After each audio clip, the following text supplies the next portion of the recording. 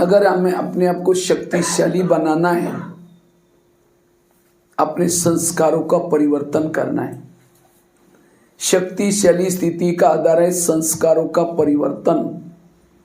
अगर बार बार हम संस्कार के वश होंगे तो जो कमाते वो गंवा देंगे, लीकेज होता जाएगा, जिसको कहते हैं अंधा पीस रहा और कुत्ता बैठ करके उसको खा रहे हैं। इसी तरह हम पुरुषार्थ करते हैं, मेहनत करते हैं और कोई संस्कार के वश हो जाते हैं, माइनस हो जाता है। इसलिए अब मुझे अपने संस्कारों को परिवर्तन करना है। जो संस्कार के वश होता है वो वायुमंडल को खराब करता है।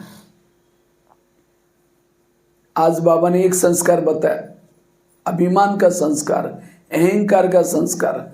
हर एक में अलग अलग संस्कार होते हैं और जो आत्मा संस्कार के वश हो जाती है वो दुखी होती है, बाबा को याद नहीं कर सकती। संस्कार एक प्रकार की बीमारी है। आज दुनिया में भक्ति हम क्यों करते हैं?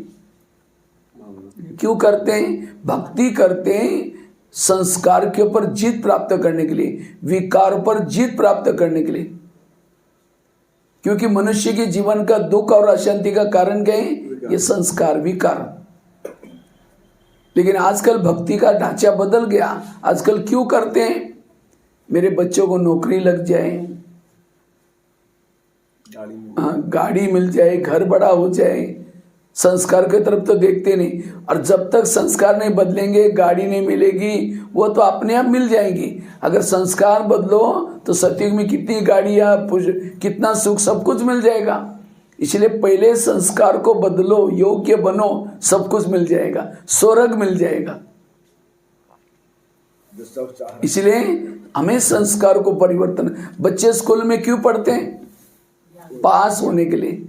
जब सब्जेक्ट में पास हो गए तो भविष्य में उनको नौकरी। अगर बच्चा फेल हो जाता है तो मम्मी पापा क्या समझते हैं? स्कूल में नहीं जाता या पढ़ाई ठीक। इसी तरह मैं ज्ञान में चलता हूं तो भी मेरे संस्कार नहीं बदल रहे, इसका मतलब मेरी पढ़ाई ठीक नहीं है, या मैं परम धाम में नहीं पहुंच रहा हूं, मैं यहीं लटक रहा हूं। अगर मैं परम धाम में जाता हूं, बाबा के पास जाता हूं, तो मेरे संस्कार क्या होने चाहिए? बदलने चाहिए। अगर मैंने अभी संस्कार नहीं बदले तो भविष्य में वही संस्कार के अंश, वंश बन जाएगा। कई तो बाबा को कहते हैं, बाबा आप टेंशन में नहीं आना।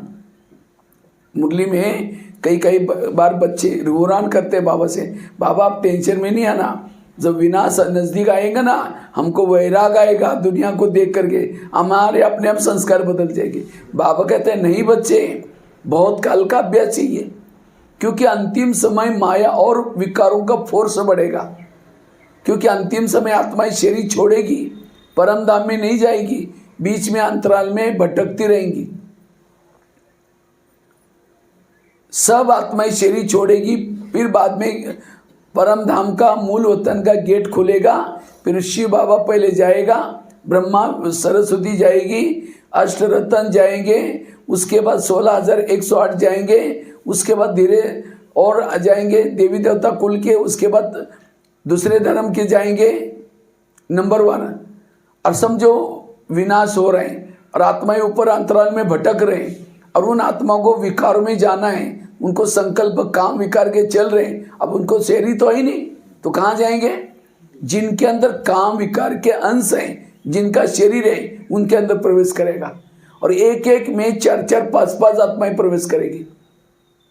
दृष्टिवृत्ति जाएगी विकारों के वजह, और पश्चाताप किसका होगा? फिर वो आत्मा काम करके चली जाएगी। पश्चाताप किसका होगा? जिसका शरीर है उसको सही। इसलिए बाबा कहते बच्चे अपने संस्कारों के अंश के वंश को खत्म करो, नहीं तो ये अंश ही क्या बन जाएगा और फेल हो जाएंगे, असफल हो जाएंगे। इसलिए अब मुझे दृढ़ता से अपने संस्कार को क्या करना है? परिवर्तन करना है। नहीं तो हम क्या करते हैं? मेहनत करके कमाते हैं, पुरुषार्थ करते हैं, और संस्कार के वश हो गए कि कमाई चट हो जाती, फिर कमजोर बन जाते हैं। मम्मा क्यों बनी? मम्मा एक गलती दोबारा नहीं करती थी, लेकिन हम जैसे नया साल आता है हम बाबा के सामने लेटर लिखते, चिट्ठी लिखते, बाबा इस साल ये संस्कार रिपीट नहीं करेंगे, इस भूल को दोबारा नहीं करेंगे, बाबा को रिक्वेस्ट करते। फिर कुछ समय के बाद फिर संस्कार आ गया। जैसे कहा ना, राम रावण का युद्ध चलता है, राम रावण का एक सिर काटता है, फिर दूसरा काटता है, सिर तो कट जाते, दोबारा जुड़ जाते। आखिर राम परेशान हो जाते, विभीषण आता है, उनके कान में सुनाते, ऐसे नहीं मरेगा, उसके नाभि में तेल लगा। तो नाभि अर्थात हमारी कमजोरी, कड़ा संस्कार, उस संस्कार को परिवर्तन करना। अगर संस्कार परिवर्तन नहीं होंगे, जैसे अंत में जब बच्चे फेल हो जाते हैं तो क्या होते हैं, अगर आप बाकी सारे ज्ञान योग में सब कुछ ठीक है लेकिन एक संस्कार में फेल है तो भी क्या कहेंगे। और बच्चों का सारे सब्जेक्ट अच्छे हैं लेकिन एक सब्जेक्ट कच्चा है तो क्या हो जाएगा, उसको भी फेल कहेंगे। इसी तरह बाकी सब में मैं ठीक हूं लेकिन एक संस्कार मेरे अंदर है, वही संस्कार आपको फेल कराएगा। इसलिए जो सब्जेक्ट कच्चा है, जो संस्कार है, उसके ऊपर परिवर्तन करने के लिए हमें पुरुषार्थ करना है। नहीं तो अंत में बाबा के सामने सिर झुकाना पड़ेगा। जैसे कौरव पांडव बड़े हो गए तो उनको लगता है अब इनको राजा किसको बनाया जाए, कौरव में से राजा बनाया जाए या पांडव में से। तो एक सब कहते योग्य उसको राजा बनाया जाए। अब योग्य कैसा पता चलेगा, तो एक सभा बिठाई और सभा के अंदर कौरव पांडव सारे इकट्ठे थे। उस सभा में 4 लोगों को पकड़ के लाया, चारों के भी गले बांधे थे काले कपड़े से। तो सबसे पहले प्रश्न पूछा दुर्योधन को, दुर्योधन तुम राजकुमार बनोगे, तुम्हारे सामने ऐसी केस आएगी, इन चारों ने मिलकर के एक व्यक्ति का मर्डर किया, तुम उसको क्या सजा दोगे। तो दुर्योधन जोश से उठता है, कहते अच्छा मर्डर क्या है, इन चारों को भी गले काट दो, मर्डर करो, मर्डर का बदला।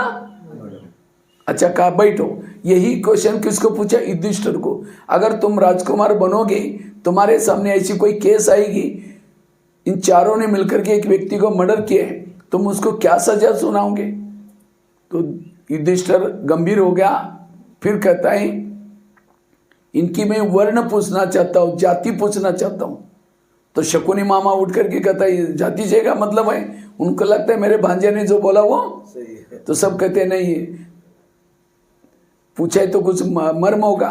तो कहा कि इसमें एक शूद्र वर्ण का है, इन चारों में से एक शूद्र वर्ण का है, दूसरा वैश्य वर्ण का है, तीसरा क्षत्रिय है, चौथा ब्राह्मण है। तो और गंभीर हो गया युधिष्ठिर, कहते हैं इसमें जो शूद्र है उसको 2 साल की सजा दो, मर्डर करने में शामिल था। इसमें जो वैश्य है उसको 4 साल की सजा दो, ये भी शामिल था। और इसमें जो क्षत्रिय है उसको 6 साल की सजा दो, ये भी शामिल था। और इसमें जो ब्राह्मण है उसको आजीवन कहा कि क्या सजा देना है मैं नहीं कहूंगा, आचार्य द्रोण बैठे वो कहेंगे, वो बताएंगे।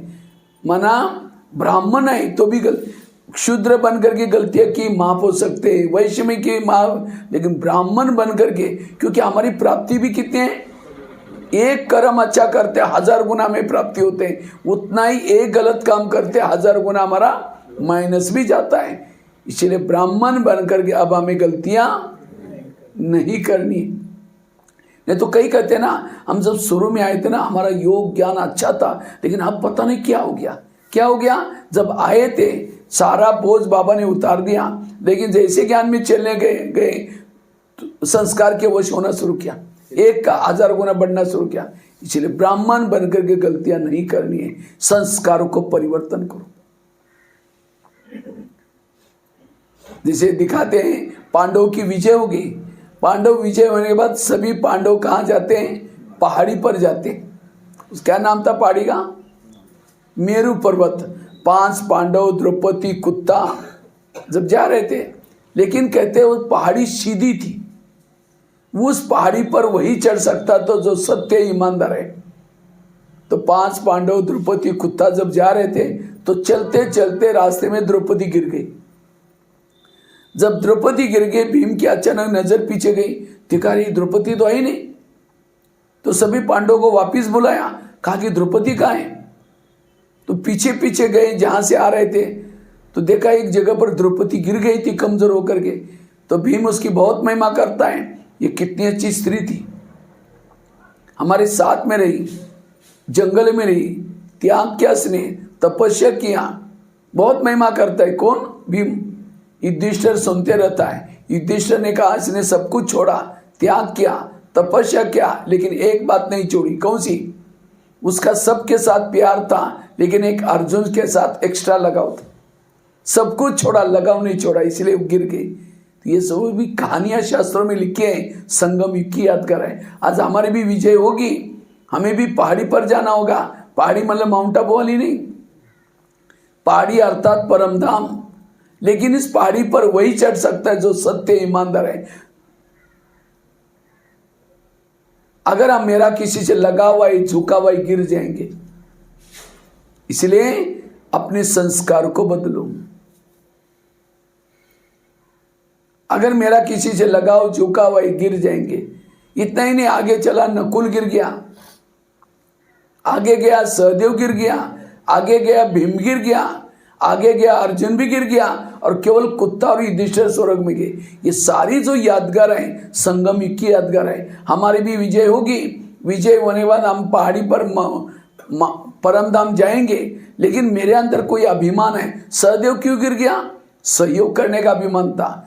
भीम क्यों गिर गया?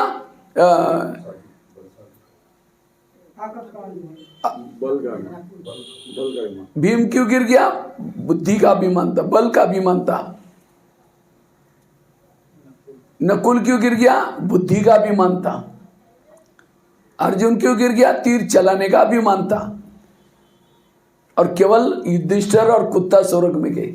युधिष्ठिर मतलब कोई कुत्ता मतलब कोई कुत्ते की बात नहीं, उसके अंदर ईमानदारी थी। इसलिए अगर मेरे अंदर कोई अभिमान, आज बाबा ने कितना टेंशन दिया, कभी भी अहंकार में मैं सेवा कर, तो बाबा कितना निरहंकारी है। ये अभिमान का भी संस्कार, अभिमान वाला ज्ञान से चला जाता है। मुझे पूछा ही नहीं, बिना बिना पीछे किया, पूछ पूछ की पूछ। इसलिए निरहंकारी बनना, जितना निरहंकारी है उतना निराकारी स्थिति बनेगी। ये अभिमान का संस्कार हमें खत्म करना है। देखो पांडवों की जीत हो गई तो भी पांडव हार गए थे। पांडवों की जीत किसे हुई? कौरवों से, लेकिन अभिमान से हार गए। जब युद्ध होने वाला था कौरव पांडव में, तो एक भीम का पोत्रा, घटोत्कच का पुत्र बार्बरिक, उसको पता चला कौरव पांडव में युद्ध होने वाला है। तो वो उसको लगता है मैं भी युद्ध करने के लिए जाऊंगा। लेकिन उसको एक देवी का वरदान था। क्या? कमजोर व्यक्ति के साथ तुम सहयोग करेगा, कमजोर पार्टी के साथ, तो तुम्हारी शक्तियां बढ़ेगी, तुम्हें कोई हरा नहीं सकता। तो कमजोर कौन थे? कौरव। तो उसको लगता है कि मैं कौरव के साथ युद्ध करूंगा। जब कृष्ण को पता चलता है ये आने वाला है, तो बड़ा अनर्थ हो जाएगा, क्योंकि कृष्ण एक तरफ पाना और ये एक तरफ, ना उसकी विजय ना, युद्ध चलता ही रहेगा। तो कृष्ण क्या करता है, अपना वेश बदल करके ब्राह्मण बन करके उसके रास्ते में जाकर बैठ जाता है। और जब जाता है कहते हैं हे राजन, ब्राह्मण बन करके कृष्ण बोलता है हे राजन तुम युद्ध करने के लिए जा रहे हैं, थोड़ा सा ब्राह्मण को दान पुण्य करके जाओ तो सफलता मिलेगी। अब उसको लगता है ब्राह्मण क्या मांगेगा, कुछ गाय मांगेगा, कुछ जमीन मांगेगा। कहता है क्या चाहिए? कहता है जो मैं मांगोगे देंगे। अरे बोला जो चाहिए दूंगा, बताओ मेरा वचन है। कहता आपका सिर चाहिए मुझे। जब सिर मांगा तो उसको लगा ये क्या बोल दिया, मैंने तो वचन दिया। कहता है मैंने वचन का पक्का हूं, मैं वचन दिया है, लेकिन आप कौन है? जब उसने अब कृष्ण अपने ओरिजिनल रूप में, कहता आपने मेरे साथ ऐसा किया, कोई बात नहीं, मेरा वचन है, लेकिन मेरी एक इच्छा है, मुझे वो युद्ध देखना है। बोला कोई बात नहीं। तो अपना सिर काट करके दे दिया। और कृष्ण ने क्या किया, उस सिर को जहाँ युद्ध चल रहा था वहाँ एक पेड़ था, वो गुप्त उसको पेड़ को ऊपर टांग के रखा था। तो लास्ट में जब पांडव की विजय हो गई तो पांडव आपस में लड़ना शुरू किया। ये मेरे गदा के कारण विजय हुआ, कौन बोलता है? भीम। अर्जुन कहता है तुम्हारी गदा तो कुछ ही नहीं थी, मेरे तीर। वो कहता है मेरी गदा, वो कहता है मेरे तीर। आपस में झगड़ते हैं। उस समय जो ऊपर उसी पेड़ के नीचे झगड़ रहे थे, उसी समय वो सिर ऊपर से जोर से हंसता है और क्या बोलता है, ना तुम्हारे तीर थे ना तुम्हारी गदा थी, मैं देखता था एक चक्र चलता था, चक्र की विजय है, चक्र सभी के गले काटता था। तुम्हारे तीर भी चलता था, सामने चक्र रहता था, गदा भी चलती थी, ये चक्र की विजय है। तो भीम को गुस्सा आता है, उसके ऊपर गदा मारता है, उड़ के चला जाता है। ये सारी कहानियां संगम की है। हमारी भी विजय होगी। विजय होने बाद पांडव आपस में लड़ेंगे, अभी भी लड़ते हैं। ये मेरे सेंटर, मेरे जिज्ञासु, ये मेरा एरिया में। अरे कराने वाला बाबा है, सेंटर बाबा के, जिज्ञासु बाबा के, कार्य बाबा का। लेकिन जैसे पांडव ने कृष्ण को अंत तक नहीं पहचाना कि यह हमको बैकबोन बनकर के विजय दिला रहा है, इसी तरह अभी भी हमने बाबा को, अगर एक दिन बाबा मेरे साथ में ना होता तो एक दिन भी आप पवित्र रख के दिखाओ, एक दिन भी ब्रह्मचारी रख के दिखाओ, नहीं रह सकते। दोपहर में कई सन्यासी घर बार छोड़ के गए, पवित्र रहने के लिए जंगल में गए, रह नहीं पाए, वापिस आए, घर गृहस्थी बसाई। आज कितना गंदा वातावरण है, कितना विकारी वातावरण है, तो भी हम घर में रख के भी, जब आज साइंस वालों ने क्या बोला है, अगर कोई व्यक्ति ब्रह्मचारी रहेगा उसका दिमाग खराब हो जाएगा, पागल हो जाएगा। साइंस में लिखा हुआ है, शास्त्रों में लिखा है, आग और कपास एक जगह पर नहीं रह सकते। लेकिन आज कितने हमारे कुमार लोग, कितने हमारे गृहस्थी लोग, आज गृहस्थी में पति पत्नी एकत्र रह करके पवित्र रह रहे। इसका मतलब साथ में कौन है? इतना ही नहीं, आज शास्त्र क्या कहता है और ज्ञान क्या कहता है, शास्त्र की बिल्कुल अलग बातें हम सुना रहे हैं। अगर कोई बाबा साथ में रहता, लोग पिटाई करके भरता बना करके भेज देते, लेकिन बाबा है इसलिए सारे सुन रहे। इसलिए बाबा हमारे साथ में, बाबा कराने वाला। हम एक कठपुतली है, जैसे कठपुतली को नचाते हैं, नचाने वाला दिखाई नहीं पड़ता, वो ऊपर से धागे से खींचते हैं। इसी तरह हम सभी कौन है? कठपुतली हैं। अगर कठपुतली का नाच देकर के कोई ताली बजाए, कठपुतली को लगे वाह मैं कितना अच्छे डांस कर रहा हूँ, खींचने वाला कहेगा अच्छा तुम ही कर लेना, वो खींचेगा नहीं, वही लटक जाएगी। इसी तरह हम सभी कौन है? कठपुतली है। बाबा ऊपर बैठा है, बाबा कार्य कराता है, सेवा कराता है, लेकिन हमें सफलता मिलती है तो हम कहते हैं मैंने बहुत अच्छा किया, मैंने, वो कहेगा तुम ही कर लेना, वही लटक जाएंगे। इसलिए ये अभिमान वाला कभी भी हमारे अंदर संस्कार ना, निरहंकारी बनना। मैंने खुद अपने जीवन से देखा, कल मैंने कहानी सुनाई थी ना मेरी, कहा मैं क्या 5-5 महीना 4-4 महीना स्नान नहीं करते थे, एक बार कपड़े डालने फटे तक निकालते भी नहीं थे, 2 शब्द भी नहीं बोलते थे। लेकिन कहा मुझे उस रद्दी से बाबा ने खुद मेरे गांव में, कहा हमारे आसपास में कोई केंद्र भी नहीं थे, सेंटर में नहीं थे, कहीं से वो रद्दी में किताब मिला, ज्ञान में आए, ज्ञान में चलते गए। जब मैं मधुबन में जाना था तो बहन जी को कहा बहन जी मुझे मधुबन में जाना है, तो बहनों ने कहा तुम गरीब बच्चा वहाँ जाकर करोगे क्या, क्योंकि मैं फटा हुआ कुर्ता पहन करके लास्ट में बैठता था, वो महाराष्ट्र वाली मराठी टोपी, हाफ खाकी चड्डी पहन कर स्कूल के ड्रेस में आते थे, 2 शब्द भी नहीं बोलते थे, कुछ भी तो कोई ना कर्म ना सेवा आती थी ना कुछ आते थे। तो बहनों ने कहा तुम गरीब बच्चा जाकर करोगे क्या, अब उनका भी राइट था। लेकिन बाबा ने पता नहीं कैसे मधुबनी में लेके गया और इतनी कलाई भर दी। आज मेरे 2-2, 3-3 साल के लिए प्रोग्राम बुकिंग रहते, कितनी सारी बहनें बुलाते। अगर मैं कहूँ कि वहाँ मैं मधुबन निवासी हूँ, मैंने इतना अच्छा लेक्चर करता हूँ, मैं अपने आप को समझाता हूँ भगवान भाई तुम तो कुछ नहीं जानते, ये सब बाबा तुम्हारा भाग्य बनाने के लिए तुम्हारे अंदर ये कला भरी है, बाबा ने कला भरी है, मेरा कुछ भी नहीं है। बाबा ने इतना मेरे ऊपर उपकार किया, अपना नाम ही मुझे दे दिया, भगवान ने भाई बनाया, वंडरफुल। तो किस चीज का अभिमान? इसलिए निरहंकारी। मैंने एक कहानी याद रखी है, मुझे कभी अभिमान ना आए। इसलिए एक व्यक्ति ने गधा पाला था, तो उन्होंने एक नया मकान बनाया। जब नया मकान बनाया उसमें बहुत खर्चा हुआ, इतना खर्चा हुआ, अब नया मकान सारा बन गया, अब पुराने का सामान शिफ्ट करना था, अब सोचे कैसे करूं। तो लास्ट में सोचा चलो अब कोई ट्रक वगैरह लगाओ तो बहुत और खर्चा हो जाएगा, इतना पैसा कहाँ से लाऊं। तो गधे पर रख करके धीरे धीरे सारा सामान शिफ्ट कर दिया। लेकिन एक बड़ी सी मूर्ति बची थी, अब मूर्ति को कैसे लेके जाओ गधे पर। फिर सोचा अब कहाँ, सारा सामान तो हो गया, इसके लिए कहाँ से गाड़ी खरीद लाऊं, चलो गधे पर रख देते हैं, उसके ऊपर बेडशीट ढक देंगे, लोगों को क्या पता कि क्या नीचे।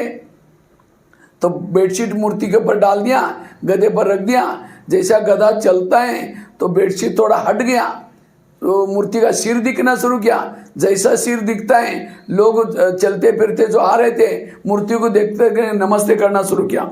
अब गधे को लगा कि मुझे ही नमस्ते कर रहे, मेरी इतनी मेहनत देख करके। गधे को नमस्ते नहीं कर रहे थे, किसको कर रहे थे? मूर्ति को। इसी तरह कई बार मैं कोई सेंटर पर जाता हूँ, 4-5 दिन सेवा करता हूँ, तो बहनें बहुत कभी सम्मान करते, पगड़ी पहनाते, ताज पहनाते, कई बार मधुवन के लिए कुछ लिफाफे देते। तो लिफाफे कोई मेरे क्लास के नहीं मिल रहे, मेरा श्रृंगार कोई मेरा नहीं हो रहा है। मैं एक मधुवन निवासी हूँ, समर्पित का बैच है मेरे पास, समर्पित हूँ। ये मेरा सम्मान नहीं, बाबा का सम्मान है। ये लिफाफे बाबा के लिए, मेरे लिए तो किस चीज़ का अभिमान। इसलिए निरहंकारी। तो अभिमान का संस्कार कभी भी हमारे अंदर ना है। तो संस्कार तो हमारे अंदर बहुत सारे हैं, लेकिन हर एक में कोई एक कड़ा संस्कार होता है। तो कैसा पता चलेगा मेरे अंदर बीमारी क्या है?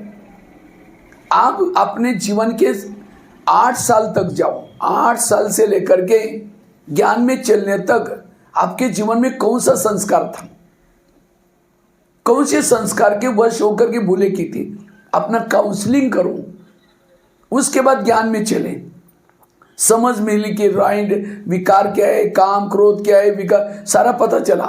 तो ज्ञान में चलने के बाद आपके अंदर अभी भी कौन सा संस्कार जागृत होता है, और ये है आपका कड़ा संस्कार, ये है आपकी बीमारी, उसको परिवर्तन करना है। यही संस्कार आपको बीच बीच में हराता है, महीना 2 महीने के बाद हराता है कि कमाई चट करती है, और इसी को मुझे अभी खत्म करना है। जैसे भीष्म पितामह बहुत महारथी था, लेकिन उसके सामने जब सेकंडी आता था, उसकी सारे हथियार कोई काम नहीं करती थी। इसी तरह सेकंडी कौन था? कई जन्म पहले वो अंबा और अंबालिका किसी को लाया था, उसमें से एक की शादी किसी के साथ की, पांडवों के साथ, लेकिन एक के साथ नहीं की। उसने बदला लेने के लिए वो शकंडी के रूप में। इसी तरह ये हमारे अंदर शकंडी कौन सा, ये विकार कड़ा संस्कार क्या है? जन्म जन्मांतर हमने यूज किया और अभी बीके बने छोड़ रहे हैं। वो कहता है मैं तेरे को बदला लूंगा, और वो संस्कार हमारे सामने आता है, हमारे ज्ञान योग बाजू में रह जाता है। तो मेरा शकंडी संस्कार क्या है, कौन सा मेरा कड़ा संस्कार है, उसको मुझे खत्म करना है। युद्ध होता है, युद्ध में क्या होता है? इधर अर्जुन है, इधर दुर्योधन है। अर्जुन किसको मारेगा? दुर्योधन को। छोटे को नहीं मारता, क्योंकि दुर्योधन मर जाएगा तो बाकी सेना भाग जाएगी या शरण में आएगी। इसी तरह हम ज्ञान में चलते, हम क्या कहते हैं? मैंने ये छोड़ा, ये छोड़ा, ये छोड़ा, ये छोड़ा, ये रह गया। जो रह गया जब अटैक करता है, जो छोड़ा वो भी जिंदे हो जाते। इसलिए उस कड़े संस्कार को खत्म करो। तो उस संस्कार को कैसे हम खत्म करें, उसके लिए एक 4-5 युक्ति आपको सुनाता हूं। उस कड़े संस्कार को परिवर्तन करने के लिए अमृत वेला बाबा को सुनाओ। जब हम अमृत वेला योग करते हैं, बाबा को सुनाओ, बाबा मेरे अंदर ये संस्कार है। जैसे हॉस्पिटल में डॉक्टर क्या करता है? चक्कर लगाता है। जब डॉक्टर चक्कर लगाता है, पेशेंट क्या करता है? उठ करके बैठता है, अपनी बीमारी सुनाता है। इसी तरह ये दुनिया भी एक हॉस्पिटल है, और इस हॉस्पिटल में हम सभी कौन है? पेशेंट है। इस दुनिया में कोई भी बीमारी की बिना बच्चा नहीं, केवल सर्जन कौन है? बाबा। चाहे दुनिया में हर इंसान कोई काम के वश है, कोई क्रोध के वश है, कोई लोभ के वश है, हर एक को कोई ना कोई विकारों की बीमारी लगी है। तो बाबा क्या करता है? परम धाम से इस दुनिया में भी 4 वार्ड है, America ward, Africa ward, Europe ward, Asia ward. तो हम कौन से वार्ड में रहते हैं? ऐसे। तो यहाँ बाबा का आने का टाइम है सवेरे 2 बजे से 5 बजे तक। तो हमें सवेरे उठ करके, जिस समय डॉक्टर चक्कर लगाता है, उठ करके बैठना है और अपनी बीमारी सुनाना है। अब कोई डॉक्टर चक्कर लगा रहे हैं और पेशेंट उठा ही नहीं, तो चेकिंग होगी? डॉक्टर को तो टाइम नहीं है, वो देखेगा, उठाए तो दवाई बताएगा, चक्कर लगा चला जाएगा। फिर पेशेंट को कहाँ लेके जाना पड़ता है? डॉक्टर के पास। उसकी अलग फी होती है। वो चलता ही नहीं तो कैसा जाएगा? इसलिए जब डॉक्टर आता है तभी चेकिंग होती है। अच्छा जो पेशेंट उठा हुआ है और उठ करके नींद कर रहा है सब, तो भी चेकिंग नहीं होगी। इसी तरह अमृत वाला उठे हैं और उठ करके ऐसे बैठे, कैसी चेकिंग होगी? इसलिए कई उठ करके क्या करते हैं, कोई पेशेंट उठा है और नींद भी नहीं कर रहा, डॉक्टर के चेहरे के तरफ देख रहा है सब, तो डॉक्टर के क्या पता उसको क्या हुआ।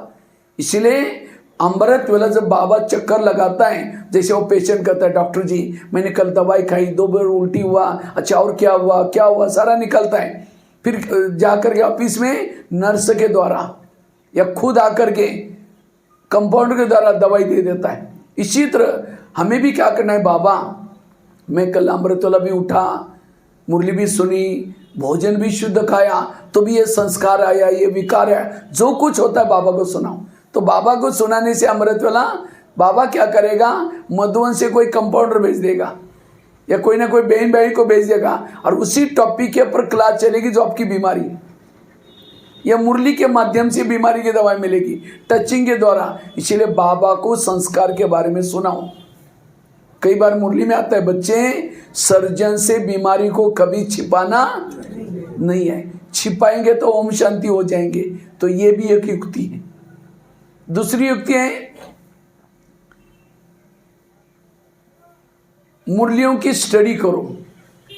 मुझे लगता है 69 से लेकर के 2017 तक 16 तक बाबा की बहुत सारी अव्यक्त मुरलियां चली हैं, और अव्यक्त मुरलियों में हर विकारों के बारे में बाबा ने गहरी बातें बताई। तो आप उसकी स्टडी करो। हमारे एक सीडी में एक चित्र है, सीडी सभी ने देखा है ना, सीडी में लास्ट में एक चित्र है, किसका? एक भिखारी सोया है, उसके सिराने में गीता का शास्त्र है और उसके हाथ में क्या है? कटोरा है। और ये चित्र हम किसका समझते हैं? भारत का। भारत का नहीं, हमारे बीके का चित्र है, ब्राह्मणों का चित्र है। असली गीता किसके पास है? हम लोगों के पास। और कहाँ रखे? सिराने में। कभी पढ़ाई नहीं करते, उसकी स्टडी नहीं करते और भीख मांगते, बाबा मेरा योगी नहीं लगता, बाबा मेरा ये विकारी खत्म नहीं होता। इसका मतलब मुरलियों की स्टडी। इसलिए मुरलियों की स्टडी करो। अभी आप मधुबन में जाने वाले हैं ना, मार्च में, तो मधुबन में जाएंगे सभी लोग मिल करके। मुझे लगता है अव्यक्त मुरलियों की किताब की कीमत कितना होती है? 15 नहीं 10-15 रुपए मुझे लगता है एक एक मुरली की कीमत। सब मिल करके एक एक लाएंगे और उस सबको जमा करो उस एक के पास। घर में नहीं रखना, एक के पास जमा करना और एक लाइब्रेरी बनाओ उसकी, अव्यक्त मुरलियों की। और हर महीने में चेंज करके लेके जाओ। 1 महीना पढ़ना, फिर बच्चे देने, तो सबको सभी मुरलियाँ मिल जाएगी। और मुझे लगता है भगवान वाच्य केवल मुरली, ये जो ज्ञानामृत भगवान वाच्य नहीं, किसी भाई बहनों ने अपने तरफ से विचार सागर मंथन करके लिखा हुआ है। मुझे लगता है भगवान वाच्य केवल संगम युग में ही मिलता है, बाकी कोई भी कल्प में भगवान डायरेक्ट बाबा के महावाक्य नहीं मिलते। और भगवान वाच्य का सबसे ज्यादा महत्व है,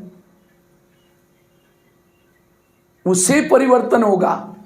जैसे ये चीज है मेरे पास, ये चीज से मैंने इसको टच किया, ये सोने का बन गया। इसको टच किया, सोने का बन गया। टेबल को टच किया, सोने का बन गया। ये चीज, इसने सबको टच करने से सोना बन जाता है। तो आप इस सोने के वस्तु को वैल्यू देंगे, इसको देंगे? किसको वैल्यू देंगे?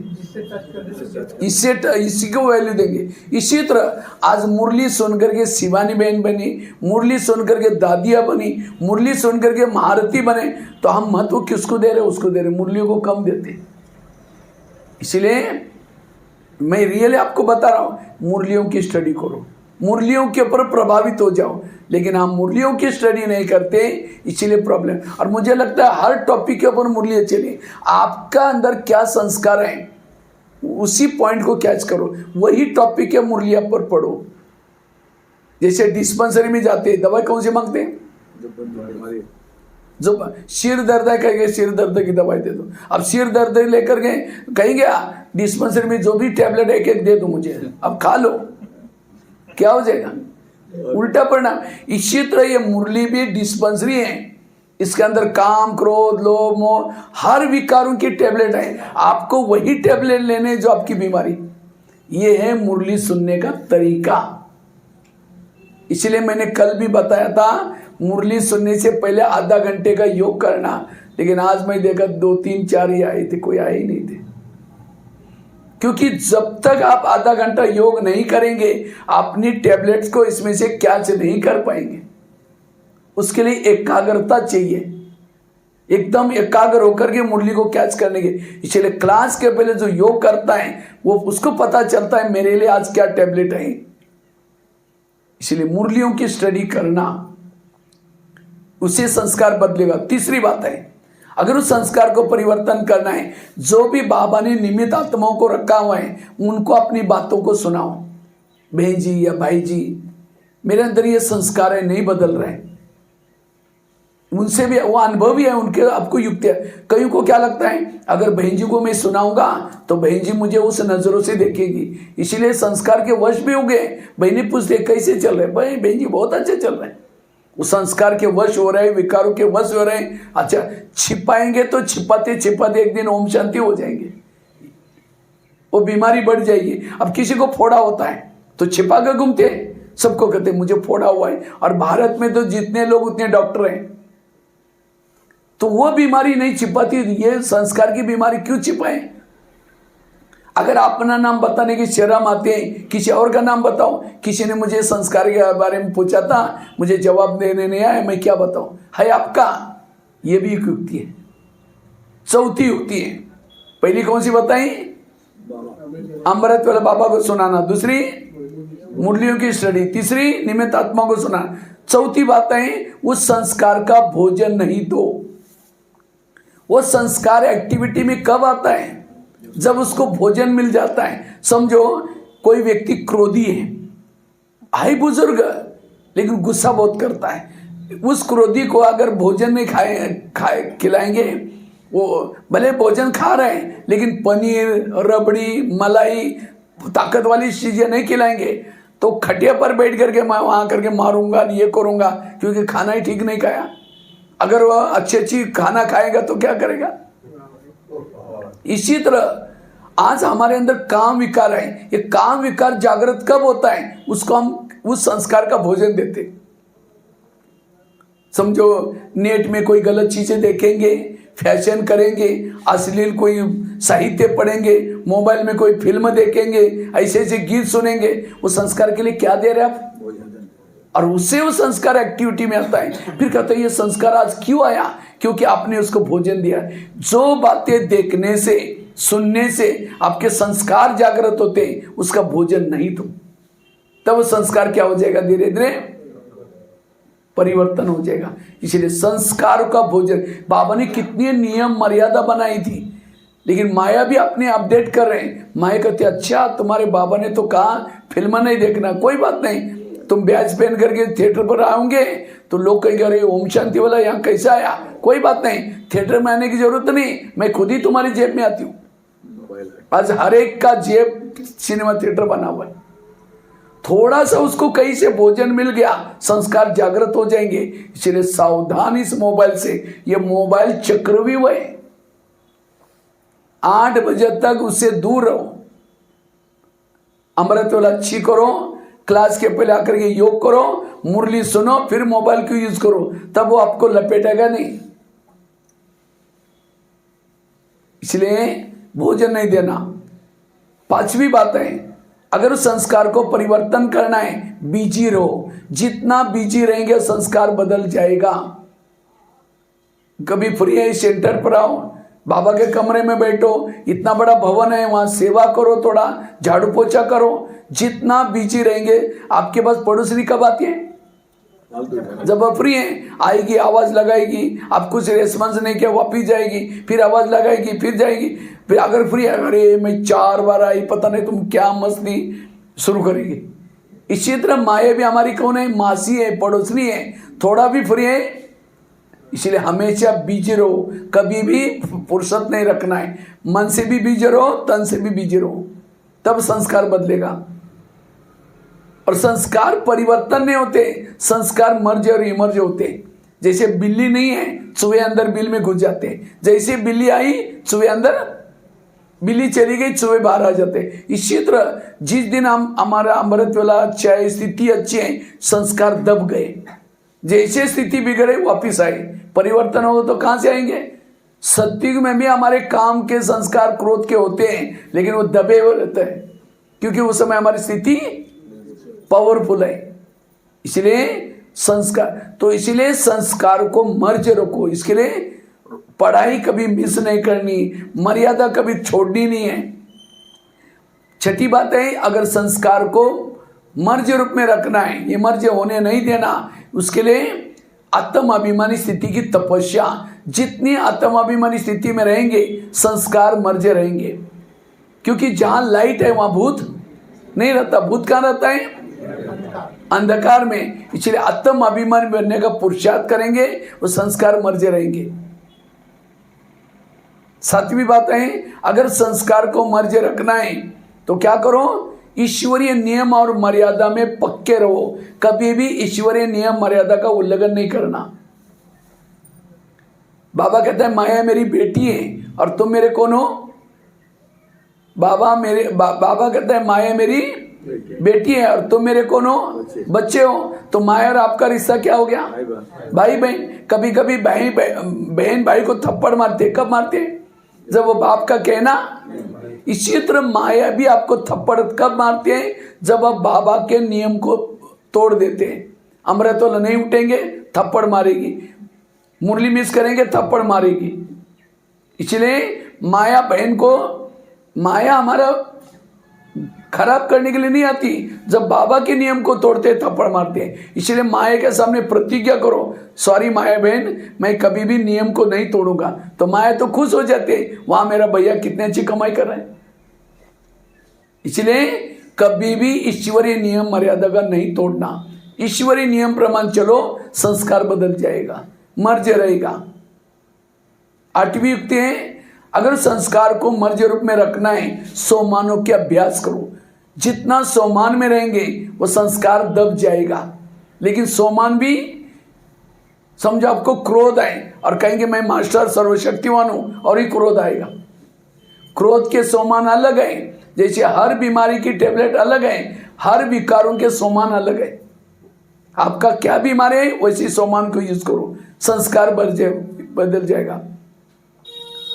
लास्ट की युक्ति है, अगर संस्कार को परिवर्तन करना है, मर्ज करना है, उसके लिए ज्वाला स्वरूप योग।